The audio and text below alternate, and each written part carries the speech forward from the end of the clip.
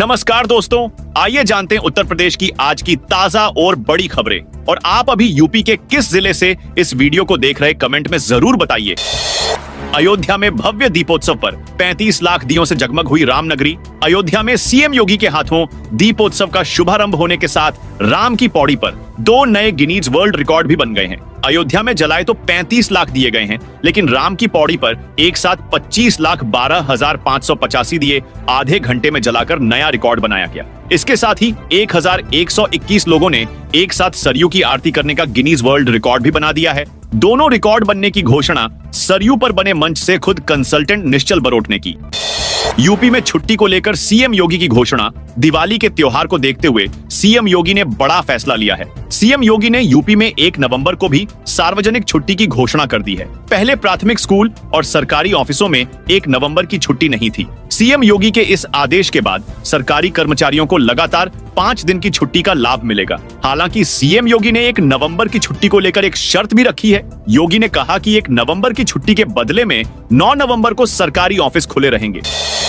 UP के बड़े स्टेशनों पर लगेगा भीड़ प्रबंधन सिस्टम। बांद्रा स्टेशन पर हुए हादसे से रेलवे ने सबक लेते हुए अब बड़े स्टेशनों पर भीड़ प्रबंधन सिस्टम लगाने की तैयारी शुरू कर दी है। त्योहारी सीजन में आए दिन यात्रियों के बीच मचने वाली भगदड़ और मारामारी की स्थिति से बचने के लिए रेलवे जल्द ही क्राउड मैनेजमेंट सिस्टम लॉन्च करने जा रहा है। सेंसर आधारित इस सिस्टम से यह पता चल जाएगा कि कब और कहां किस तरह भीड़ को नियंत्रित करना है। क्षमता से अधिक भीड़ होने पर सेंसर आधारित अलर्ट जारी होगा और जरूरत पर ट्रेनों का प्लेटफॉर्म भी बदला जाएगा।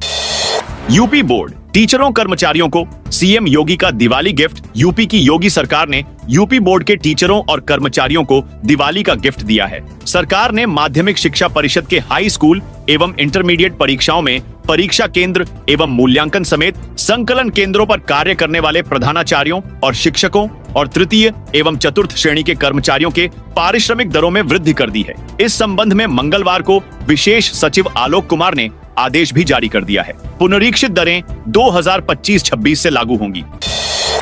दिवाली पर योगी सरकार का बड़ा फैसला। यूपी की योगी सरकार ने महत्वपूर्ण फैसला लेते हुए मकान, फ्लैट या जमीन के एग्रीमेंट पर स्टैंप लगाना अनिवार्य कर दिया है। एग्रीमेंट के समय स्टैंप नहीं लगाया तो रजिस्ट्री के समय स्टैंप चोरी के तहत कार्रवाई और पेनाल्टी लगाई जाएगी। रियल एस्टेट रेगुलेटरी अथॉरिटी अलग से कानूनी कार्यवाही करेगा। ये जानकारी स्टैंप एवं पंजीयन मंत्री रविंद्र जायसवाल ने दी। कहा कि इससे बिल्डरों की मनमानी पर लगाम लगेगी, आम लोगों को इसका फायदा होगा।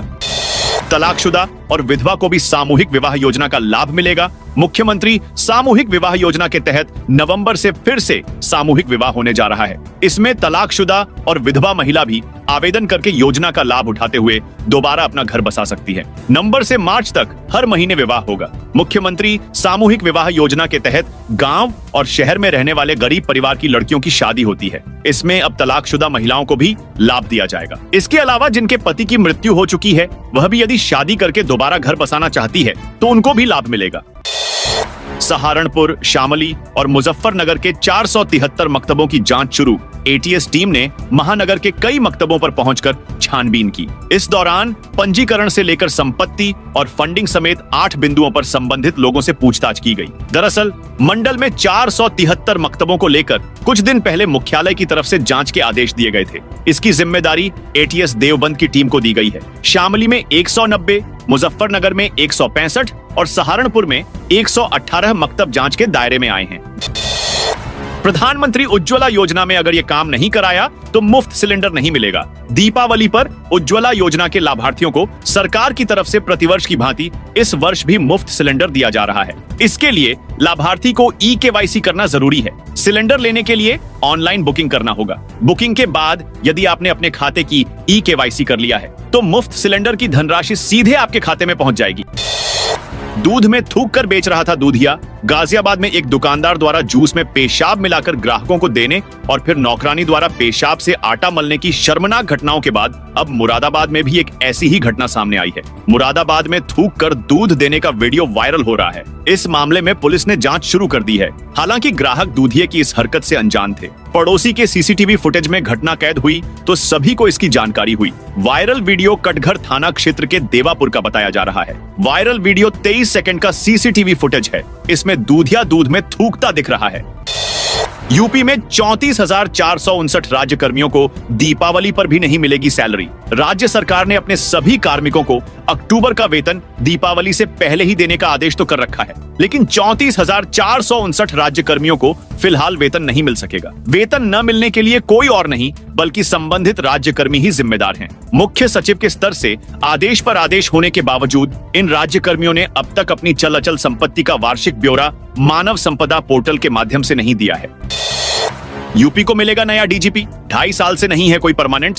यूपी का नया डीजीपी कौन होगा, इस पर एक बार फिर से चर्चा तेज हो गई है। कारण यह कि यूपी समेत 7 राज्यों में कार्यवाहक डीजीपी की नियुक्ति को लेकर सुप्रीम कोर्ट ने नाराजगी जताई है। सुप्रीम कोर्ट ने कार्यवाहक डीजीपी की नियुक्ति को अवमानना का मामला मानते हुए राज्य सरकारों को नोटिस दिया है। 14 नवंबर को इस पर सुनवाई होनी है। उससे पहले क्या यूपी का नया डीजीपी मिलेगा? अगर नया डीजीपी होगा तो कौन हो सकता है, या फिर सरकार सुप्रीम कोर्ट में कोई और दलील पेश करेगी?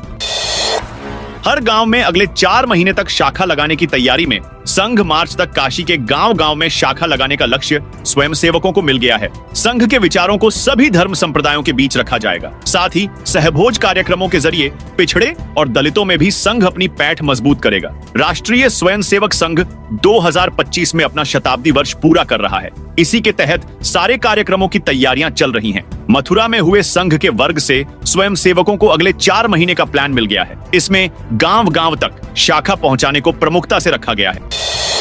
आयुष्मान योजना के लाभार्थियों के लिए खुशखबरी। आयुष्मान भारत प्रधानमंत्री जन आरोग्य योजना के लाभार्थी परिवार जिसमें 70 साल या उससे अधिक आयु के बुजुर्ग हैं, तो उन्हें उपचार कराने के लिए अलग से 5 लाख रुपए का टॉप अप दिया जाएगा। अभी एक लाभार्थी परिवार को 1 वर्ष में 5 लाख रुपए तक के मुफ्त इलाज की सुविधा है। अगर किसी परिवार में इस आयु वर्ग के बुजुर्ग हैं, तो उन्हें अलग से 5 लाख रुपए के इलाज की सुविधा मिलेगी। यही नहीं, प्राइवेट हेल्थ इंश्योरेंस ऑफ कर्मचारी राज्य बीमा निगम के लाभार्थी हैं तो भी इसका लाभ मिलेगा। वहीं ऐसे परिवार जो आयुष्मान योजना में शामिल नहीं हैं, उनके परिवार के बुजुर्गों को भी इसका लाभ मिलेगा। 70 साल या उससे अधिक आयु के बुजुर्ग होना ही आयुष्मान व वंदना कार्ड बनाने की शर्त है। अगर परिवार में एक बुजुर्ग है तो भी साल भर में उसे 5 लाख रुपए तक के निःशुल्क उपचार की सुविधा मिलेगी, और उससे अधिक है तो भी इतनी ही। 1 से अधिक बुजुर्ग होने पर उनकी गणना परिवार के रूप में की जाएगी। बुजुर्गों को आधार आधारित ई-केवाईसी के माध्यम से ही रजिस्ट्रेशन कराते हुए यह कार्ड जारी किया जाएगा। उत्तर प्रदेश की 9 विधानसभा सीटों पर होने वाले उपचुनाव को लेकर भाजपा का अल्पसंख्यक मोर्चा मतदाताओं को जागरूक करेगा। इसके लिए अल्पसंख्यक मोर्चा ने सामाजिक टोलियों का गठन किया है। 4 सदस्यीय टोली में मुसलमान, सिख, ईसाई व जैन समाज के एक नेता को शामिल किया गया है। अल्पसंख्यक मोर्चा ने सभी 9 सीटों पर मुस्लिम मतदाताओं की भी जानकारी एकत्र की है। इन्हें मोर्चा की तरफ से जागरूक किया जाएगा। 16 गांवों की 80 महिलाओं को धोखा दे फरार हुआ एजेंट। यूपी के महाराजगंज में एक माइक्रो फाइनेंस कंपनी का एजेंट 16 गांवों की 80 महिलाओं को धोखा दे उनकी बचत की रकम लेकर फरार हो गया है। इस घटना से न सिर्फ महिलाएं और उनके परिवार बल्कि सब हैरान हैं। किसी आकस्मिक आवश्यकता या फिर भविष्य के सपनों को पूरा करने के लिए पाई जोड़कर कुछ रकम जुटाने की उनकी कोशिशों पर पानी फिर गया है। महिलाएं और उनके परिवारीजन परेशान हैं। निजी कॉलेजों ने लाखों में बढ़ाई फीस। उत्तर प्रदेश के निजी मेडिकल कॉलेजों में एमबीबीएस की फीस 5,000 से 4 लाख रुपए तक बढ़ गई है। छात्रों को बड़ी फीस एकमुश्त अथवा 4 किस्तों में जमा करना होगा। बकाये पर कॉलेज कोई विलंब शुल्क अथवा ब्याज नहीं लेंगे। इस संबंध में चिकित्सा शिक्षा विभाग के प्रमुख सचिव पार्थ सारथी सेन शर्मा ने आदेश जारी कर दिया है। लखनऊ में यात्रियों से भरे ट्रेनों के टॉयलेट 48 घंटे खड़े खड़े दिवाली मनाने जा रहे घर। लखनऊ आ रही ट्रेनों में यात्रियों की भीड़ बहुत ज्यादा है। लोग 36 से 48 घंटे से अधिक समय तक खड़े रहकर यात्रा कर रहे हैं। आती जाती ट्रेनों में लोग टॉयलेट में बैठे और गेट पर खड़े मिले। सबसे बुरा हाल जनरल कोच का है। रेलवे प्रशासन की तरफ से ठोस इंतजाम नहीं किए जाते। वहीं रेलवे का दावा है कि दीपावली और छठ पूजा के मौके पर कुल 154 स्पेशल ट्रेनों का संचालन किया जा रहा। अखिलेश ने केशव को बताया जोकर। हरदोई में सपा सुप्रीमो अखिलेश यादव ने डिप्टी सीएम केशव प्रसाद मौर्य को जोकर बता दिया। उन्होंने कहा, सर्कस में कुछ लोगों को गैप फील करने के लिए रखा जाता है। मुख्यमंत्री जी जब चीजों को फेस नहीं कर पाते तो ऐसे लोगों को आगे कर देते हैं। उन्होंने केशव प्रसाद मौर्य के बयान 2027 क्या 447 तक सपा का कुछ नहीं हो सकता पर पलटवार करते हुए यह बात कही। भूपेंद्र चौधरी का बड़ा ऐलान, अगले 30 साल तक सपा नहीं आएगी।